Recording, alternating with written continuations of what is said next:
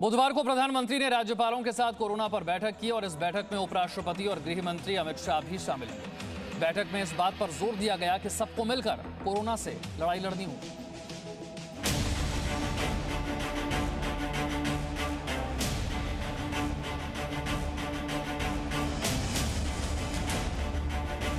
देश में बढ़ते कोरोना संक्रमण के मामले को देखते हुए प्रधानमंत्री नरेंद्र मोदी ने बुधवार को सभी राज्यों और केंद्र शासित प्रदेशों के राज्यपालों और उपराज्यपालों के साथ बैठक की। इस बैठक में उपराष्ट्रपति वेंकैया नायडू भी शामिल हुए। कोरोना काल में प्रधानमंत्री की राज्यपालों के साथ ये पहली बैठक थी। इस बैठक में गृह मंत्री अमित शाह और स्वास्थ्य मंत्री डॉक्टर हर्षवर्धन भी मौजूद रहे। बैठक में विस्तार से अब तक कोरोना को लेकर हुए सभी बैठकों का जिक्र किया गया। साथ ही अब तक लिए गए फैसलों पर चर्चा की गई। बैठक में प्रधानमंत्री मोदी ने कोरोना रोकने के लिए राज्यपालों और उपराज्यपालों को कई जरूरी सलाह दी है। प्रधानमंत्री ने कहा कि ज्यादा से ज्यादा माइक्रो कंटेनमेंट जोन बनाने को प्रोत्साहन दिया जाए। सभी राजनीतिक दल, एनजीओ और दूसरे संगठन कोरोना से लड़ाई में सहयोग दें। प्रधानमंत्री मोदी ने एक बार फिर से कोरोना ट्रेसिंग, टेस्टिंग, ट्रीटमेंट पर जोर दिया। प्रधानमंत्री ने यह भी आश्वासन दिया कि वैक्सीन की कभी कमी नहीं होगी। प्रधानमंत्री ने कोरोना के खिलाफ लड़ाई में लोगों को और जागरूक करने की बात कही। राज्यपालों के साथ प्रधानमंत्री की इस बैठक में उपराष्ट्रपति ने राज्यपालों को संबंधित राज्यों के मुख्यमंत्रियों के साथ मिलकर काम करने की सलाह दी। उपराष्ट्रपति ने कहा कि मौजूदा हालात में सभी राज्यपाल राजनीतिक मतभेदों को दरकिनार करके एक टीम की तरह काम करें। उपराष्ट्रपति ने भी ट्रेसिंग, टेस्टिंग और ट्रीटमेंट पर जोर दिया। ब्यूरो रिपोर्ट, जी मीडिया।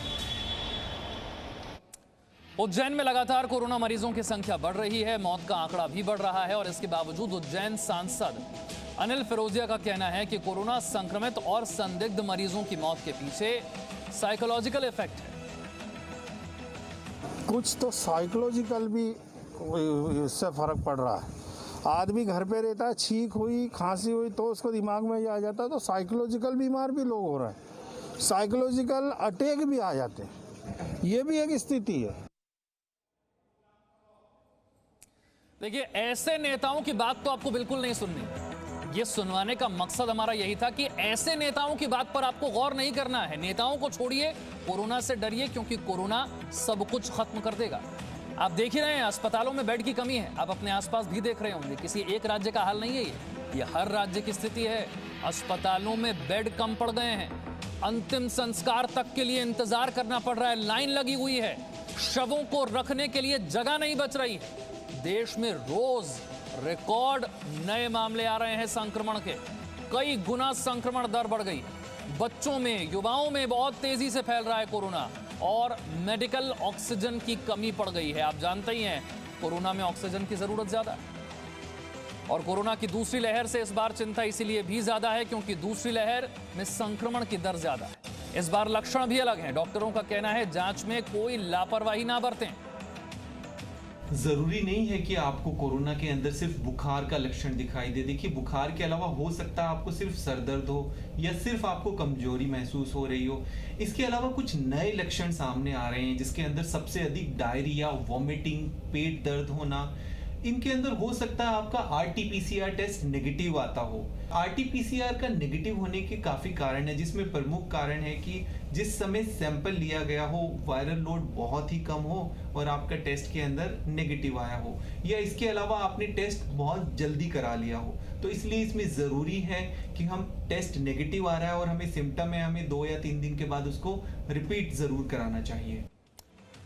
और जयपुर से एक चौंकाने वाली खबर आई है। जयपुर के एक सरकारी अस्पताल से कोवैक्सीन की 320 डोज चोरी हो गई। स्वास्थ्य विभाग ने अज्ञात चोरों के खिलाफ चोरी का केस दर्ज कर लिया। आप समझ लीजिए हालात कितने खराब हैं कि वैक्सीन चोरी हो रही है।